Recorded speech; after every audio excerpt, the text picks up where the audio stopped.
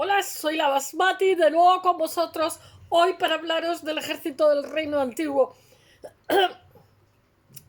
del Reino Antiguo de Egipto, que va de 2686 a 2181, o sea, 505 añitos tiene el Imperio Antiguo, que estos días os estoy hablando de él porque me parece muy interesante. Os voy a hablar de todas las dinastías y voy a ver si hoy empiezo a hacer el blog para meter los vídeos, porque esto sin vídeos no tiene chiste. Además, hay muchísimos vídeos.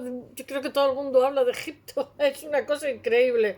Pero yo, mientras, cada día os voy a dar una cápsula que llaman en Sudamérica de Egipto para que, bueno, para que vayáis pudiendo tragar lo que sucede aquí, en este lugar y en las diferentes épocas. Porque cada etapa en la que se ha dividido, la dividió en inglés, que no me acuerdo cómo se llama, tiene características totalmente diferentes, pero van configurando lo que después entendemos por Egipto, que lo entendemos como una sola cosa, pero no hay nada por generación espontánea. Bueno, pues el periodo arcaico lo que pasa es que había permitido la unión de los dos reinos del norte y del sur. Aquí no se llama faraón, se llaman reyes. Lo de faraón lo ponen los hebreos y más tarde arraiga. En Europa, como os he dicho, y en Occidente en general, solemos decir faraones, pero que significa casa grande o algo así en Egipto antiguo. Y los nomoi, que son o sea, son las provincias antiguas, en egipcio es griego, por eso se decían nomarcas, que eran los, en vez de monarcas, nomarcas, que eran los gobernadores y que pasaban a través del linaje en esta época, y que va a ser precisamente lo que lleve al caos y a la corrupción y al desmembramiento y a que el rey no tenga ningún sentido, porque llega un momento que es como un medievo en este periodo antiguo que va de la dinastía 3 a la dinastía 6. Llega un momento en que se difumina lo que es el poder y los nomarcas de los nomoi tienen más poder que el mismo faraón y pelean entre ellos. Bueno, pero entre medio yo voy a hablaros de lo que es el ejército.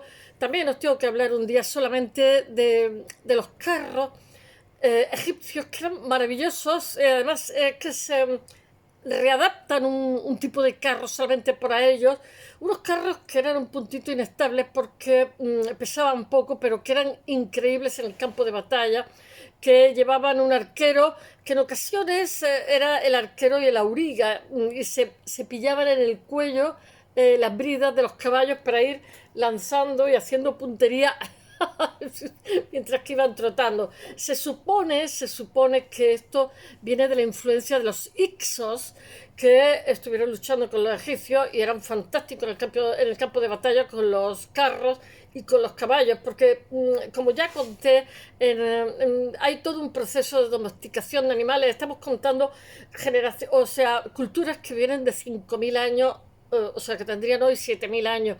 Entonces hay todo un proceso de domesticación. Primero son los asnos salvajes, las mulas, los bueyes, después están las ruedas de madera, pero después están, que eso lo hacen los mitanos, las ruedas con, ¿cómo se dice?, con radio. Y los egipcios lo perfeccionan porque se dan cuenta hasta qué punto eso en el campo de batalla los hace competitivos, los hace rápidos, fugaces y bueno, y por supuesto tienen protecciones, tienen cascos de protecciones, tienen petos que muchas veces les ponen también trocitos de, como si fueran escamas de cobre, que eso lo hacen también en Mesopotamia. Tienen unos escudos que les ponen cuero para que sea más resistente. En fin, voy a ver si os lo cuento. Pero vamos, primero, el imperio arcaico lo que pasa es que permite la unión del norte y del sur. El norte, la zona del delta, el bajo, y la zona del Kush de Sudán es el Alto Egipto. Al final llega a ser uno solo. Os he contado que todos los faraones pues se jactan de tener relaciones comerciales con diferentes sitios, pero siempre hay una constante, y es ¿cómo se dice?, las turquesas del Sinaí, que son muy amigos de las turquesas, cada día os lo digo, pero es como una constante. Y después está el cobre del sur, el cobre, mi lavadora inteligente, atención, ya voy, espera. eh, Está el sur, está el cobre, etcétera, oro, que después, cuando el reino de Kush sea el Alto Egipto, pues ellos todos los años, digamos, darán esto. más adelante darán una ofrenda al faraón de no sé cuántos vírgenes, no sé cuántos kilos de oro, etcétera. Pero mientras tanto el faraón eh, va organizando torretas, va organizando fuertes para garantizar, sobre todo son medidas disuasorias, como pasaba con la bomba atómica en los años 60. Más que nada son decir, cuidado que tengo esto y puedo ser peligroso. Y realmente ahora os lo contaré, que son unas torrecitas donde había 8 hombres y unas torrecitas que se hacían en vertical, una pequeña guarnición que guardaba determinadas zonas. Entonces tenían una escala, la puerta la tenían muy arriba, tenían como 2 o 3 pisos, la muy arriba, entonces tenían una escala, tú subías y recogías la escala, ¿no? Eran capaces de repeler los ataques de los nómadas y después de perseguirlos. Y después tenían fuertes grandes, estos tienen un nombre en egipcio que no me acuerdo cómo se llama, fuertes grandes, que muchos de ellos están debajo del lago de Nasser, que os he contado, de la inundación del lago Nasser, cuando se hizo esa presa gigantesca que conozco y que estuve varios días, y que después cuando volvió a la civilización, de estar en un sitio en mitad del desierto, que no se veía ni una luz ni un sonido y tal, de pronto llegué a la ciudad y era como ¡ah, qué ruido! Bueno, pues muchos de estos fuertes están sumergidos en el lago Nasser. Voy a ver si os sigo contando esto, que se lo voy a enrollar, contaros las fortinas y para qué. Bueno, lo que pasa es que de alguna forma cuando se habla de Mesopotamia y se habla, porque son simultáneas en el tiempo, y se habla de Egipto, los egipcios como que lo tuvieron más fácil, porque se configuraron a través del río, que son como 950 kilómetros aproximadamente de lo que sería el país de Egipto.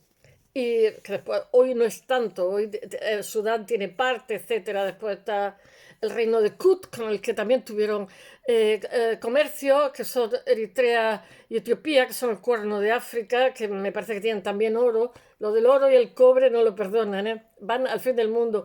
Y también tuvieron relaciones comerciales con Mesopotamia, que además los mesopotamios tienen muchísima influencia del arte egipcio, que era muy bonito, y también con la zona del reino hitita, que era Turquía, el mar de Mármara, etcétera. Bueno, vamos a ver si empiezo, que si no voy a contar otra cosa. Pues nada, que se unen el norte y el sur y que están, bueno, que cuando los conflictos internos desaparecen del reino antiguo, tiene tres amenazas militares a tener en cuenta, que son los libios, que están a la izquierda. Libia es, mi hermano estuve y es súper romana. Hay restos romanos. Esto es la lavadora, qué pesadita, ¿eh? Bueno, los libios que están al oeste, en el Sáhara al oeste. Los nubios, que son el reino de Kush, que están al sur, que luego se anexarían y formaría parte de lo que es el Alto Egipto. Pero en este momento, en el reino antiguo de la dinastía 3, 4, 5 y 6, son una amenaza. Y el Sinaí y los cananeos al noreste. Con la mano, indico, por si no lo sabéis. Bueno, las estrategias que adoptan defensivas y deciden defender sus fronteras. Se me ha olvidado contaros una cosa. Los carros egipcios eran los mejores, pero es que no solamente eso, eran desmontables, se podían transportar desmontados como un coche de un bebé.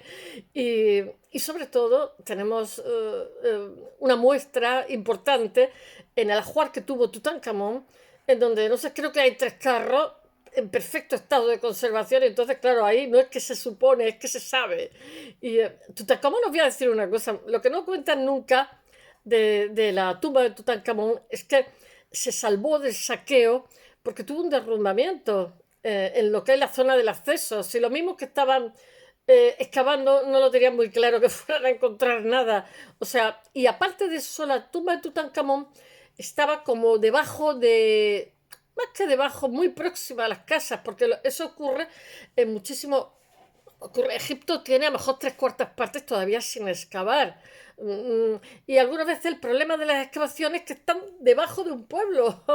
Y algunas veces Egipto ha dado vivienda a estas personas en otros lugares, los ha desplazado o les ha dado dinero para poder excavar esa aldea, ese pueblito, porque todos los restos están debajo de donde vive la gente y claro, no les va a hacer un agujero, los va a dejar en la calle. Y no sé qué puedo deciros más. Bueno, pues ya se me ocurrirá.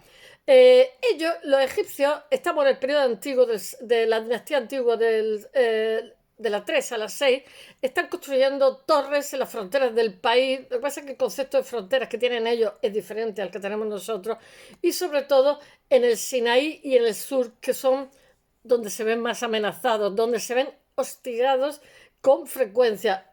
Estos fuertes realmente nunca son atacados. En realidad son medidas disuasorias para los invasores que están ahí acechando, puesto que Egipto es, en esta época, bueno, en esta época son 3000 años y 300 faraones. Pues los lugares desarrollados, como pasaba también en Mesopotamia, pues despiertan la envidia, despiertan la codicia. Pero si nos pasa con los humanos, que cuando alguien tiene más dinero o le va bien en la vida, lo critica. Mira qué tonto, mira qué idiota, tiene dinero, pero no sé qué. Oye, ¿qué más te da como sea? Pues qué suerte la suya, ¿no? De tener dinero, porque tenemos que odiarlo. Trabaja tú y, en fin. Pues fijaros, con un país que había mucho de aquí. En estos fuertes, muchas veces, incluso en las minas, aunque Egipto había esclavos, ¿eh? No digan que no había esclavos, que sí había esclavos. Había esclavos porque era normal en esa época, y no lo justifico, que hubiera esclavos de guerra. Y entonces, pues estos esclavos de guerra se les ponían unas condiciones para liberarse y, por ejemplo, que estuvieran trabajando tantos años en las minas, pues que estaban en la zona del país de Kurds y cosas así, y entonces quedaban libres. O trabajaban como mercenarios también para el faraón. En fin, digamos, gente delincuente, etcétera, etcétera, que las penas las pagaba trabajando en determinados sitios y después eran liberados, digamos, con más celeridad. Eso es así. Y también trabajando en el ejército, como pasó en la, ¿cómo se llama? En la Legión Internacional esta del Sáhara, pues que eran delincuentes, los mandaba allí en medio de la nada y pobrecillos, porque si no se redimían de sus pecados, por lo menos se hacían fuertes o los mataban. En fin, eso ha durado hasta hace nada. No sé si sigue funcionando. Bueno, muchos se encuentran actualmente bajo el agua, muchos de los fortines del lago Nasser, como os he dicho, pero aunque son visibles, no son visibles, son un testimonio realmente de la riqueza y el esplendor que tuvo y bueno, y en la destreza militar que tuvo el antiguo Egipto, porque es que esto no es moco de pavo. Durante este periodo reino antiguo de 6 faraones. Bueno, para defenderse de los, no, de cuatro dinastías, cada dinastía con diferentes faraones, porque la última que os he leído tenía 9 faraones. Lo que pasa es que a lo mejor queda poco, o, en fin, no siempre es fácil porque se supone, muchas veces se van descubriendo cosas, se han descubierto muchas cosas últimamente, se descubrió una tumba de un escriba hace un par de años, muy bonita, de la época antigua, y entonces, claro, eso arroja información, porque tened en cuenta que nos movemos, el 75% son hipótesis. Eh, hipótesis que con el tiempo se contrastan conforme van habiendo descubrimientos. Bueno, realmente estos fortines y estos pequeños fortines, torrecitas, yo vivo al lado de una torrecita así parecida, porque era para defenderse de las incursiones de los nómadas, y perfeccionan una red de torres vigías, como os estoy diciendo, de vigilancia, que estaban hechas de adobe, pero con una altura como de 3 pisos, y arriba tenía como una plataforma defensiva. Me imagino que lanzaría flechas y tal, y se ponía muy. Pero el adobe es poco fuerte, no sé. Tiene capacidad para 8 soldados, para 8 hombres. Y la entrada se realiza en el tercer piso, y lo que lanzan es una escalerita abajo. Eran torres vigías con 8 o 9 personas, mediante una escala de madera enrollada. Pues ya me diréis, en mitad del desierto, pobrecillos, hombres jóvenes. No sé, de vez en cuando se habituallarían, digo yo. Bueno, los nómadas, cuando se encuentran con la fortaleza durante sus incursiones, son incapaces de asaltarla y pueden ser emboscados o acosados a su regreso. O sea, esta gente eran ejército y estaban entrenados. Y tonterías pocas. Durante el reino antiguo no hay un ejército profesional en Egipto. Tiene mala fama porque el ejército en esta época está hecho por gente marginal. Después se va a ir profesionalizando poco a poco, ya lo veréis, como lo iré contando, porque algunas veces son bocas que hay que mantener, ¿eh? Es preferible tener gente más profesional, que eso también se dice, se dijo mucho tiempo cuando había servicio militar en España, que era preferible tener un ejército europeo de pocos profesionales, pero muy, muy bien preparados y muy bien armados con armas modernas, que tener muchísima cantidad que eran incapaces de tener un cuerpo a cuerpo, por decir algo. O tener en cuenta que estos soldados arrastran una cantidad de kilos horrorosos con los equipos que llevan. Bueno, los nomarcas o gobernadores de esta época, de cada nomo, que se llama Peset en egipcio, o Meset o algo así, los nómadas, las divisiones administrativas, tienen que formar su propio ejército de voluntarios y muchas veces luchan entre ellos. Esto es lo que descompone esta primera periodo de la historia de Egipto. Entonces, todos los ejércitos se unen bajo el mando del faraón para la batalla. Debido a que el ejército no es un puesto muy prestigioso, porque son de gente marginal, está compuesto principalmente por hombres de clase baja que no pueden permitirse capacitarse para otros trabajos. Bueno, entonces son como basuritas.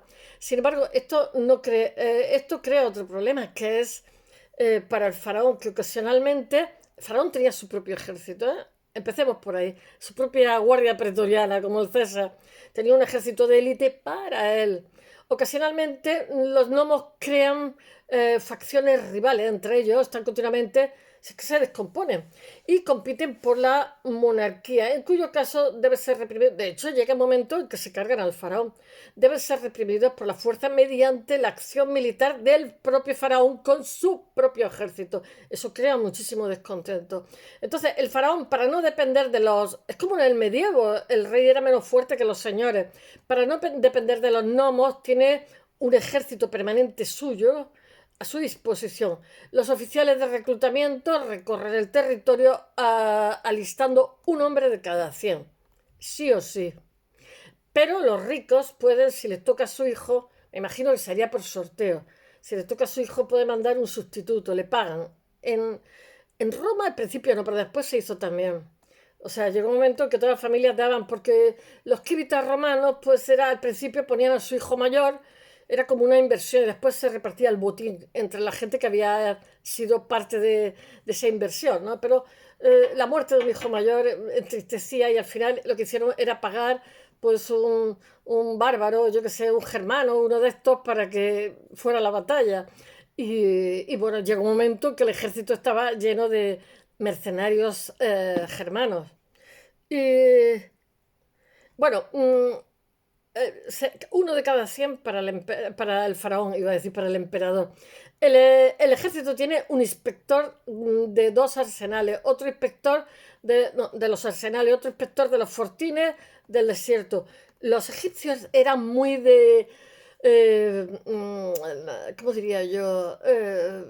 Eran muy funcionariales, eran muy exquisitos controlando. De hecho, o sea, cada día os lo digo y os lo repito, que muchísimos imperios que han desaparecido así, borrados, sabemos de ellos porque los egipcios hicieron un inventario de las cartas que se habían tenido, que se habían intercambiado, de los regalos que se habían hecho con ese imperio, porque claro, obviamente ellos tenían también una política exterior para evitar las agresiones que los debilitaba.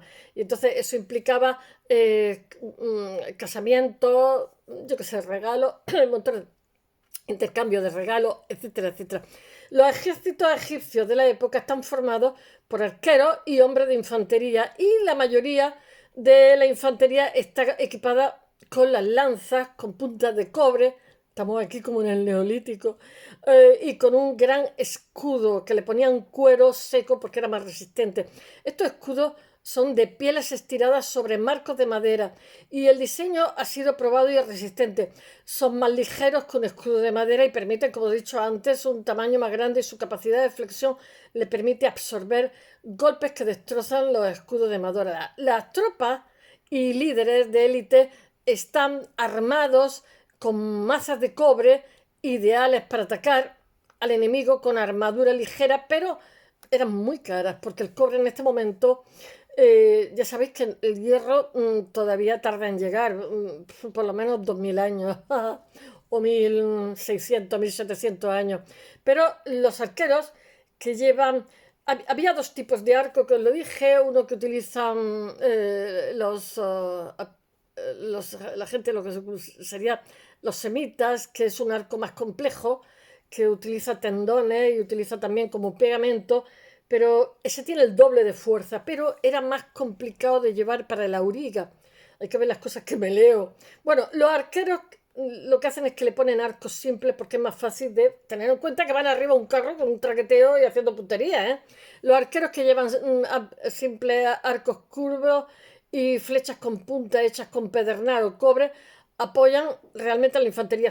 Ellos van, la caballería va primero y la infantería va detrás. Es como la Segunda Guerra Mundial, los tanques van primero y la infantería va detrás. Y realmente es un apoyo de la infantería. Se dice que los mercenarios nubios eran sus mejores arqueros, porque el lanzamiento al arco tenía un punto de virtuosismo. Bueno, espero que os haya gustado y hasta mañana. Bye.